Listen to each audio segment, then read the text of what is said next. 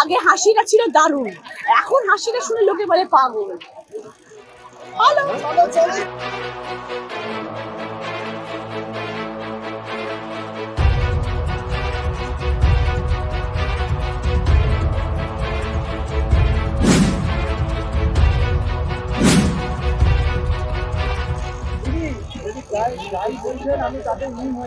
হ্যাঁ আজকে কি করবি সেই ভাবছি, কোনটা নিয়ে বলা যায় আজকে।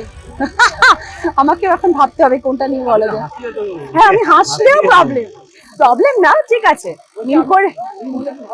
হ্যাঁ any type of publicity is good publicity. অভিনয়ও করছে, মমতা বন্দ্যোপাধ্যায়কে ছাড়ে না মানুষ, আমি তো নগণ্য মানুষ।